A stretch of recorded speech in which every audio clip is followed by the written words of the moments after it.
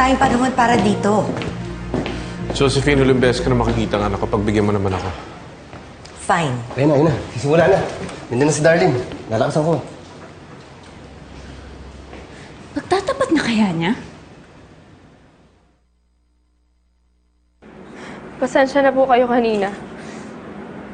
I have a statement to make. Siguro wag na muna yung statement na yan. Importante, sagutin mo muna yung mga tanong namin. Totoo ba na yung tatay mo ay siya yung swindler at yung fugitive na si Arthur Buena? Masasaktan ka lang kapag dininay ka niya. Ano pare, papatayin ko na lang. Huwag.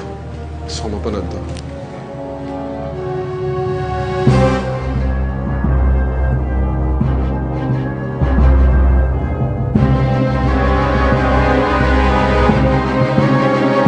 Totoo ba na yung tatay mo ay siya yung swindler at yung fugitive na si Arthur Buena?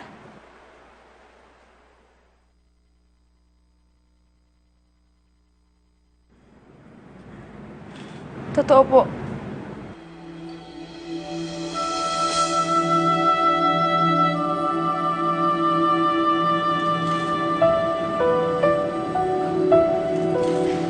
Hindi kanya pinagkaila. Darling. Interesting. So, bakit tinago mo ang katotohanan? Sabi mo hindi mo sila kilala. Siguro, alam mo kung saan sila nagtatago, no?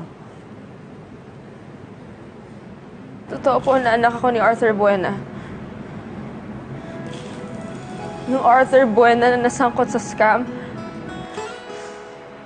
Napabalitang tumakas sa kulungan. Totoo po na anak ako ni Arthur Buena.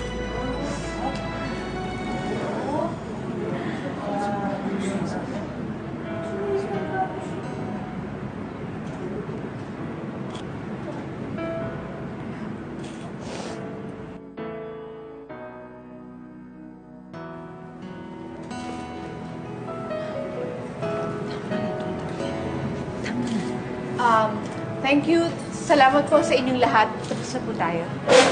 Let's go. Miss Tulsi, it's okay.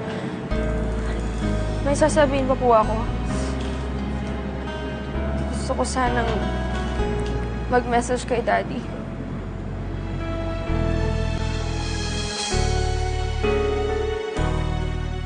Daddy, I'm sorry kung pinagkaila kita dati.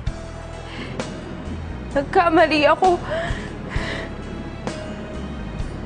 Kung nasaan ka man, sana sumuko ka na lang. Miss na miss ka na namin.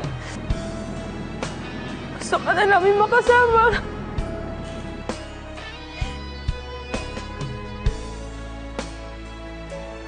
Gusto ka na namin makita. Nawala na si Mami. Hindi namin alam kung alam mo. Pero ayaw namin na pati ikaw yung mawala. Kaya please, sana sumuko ka na.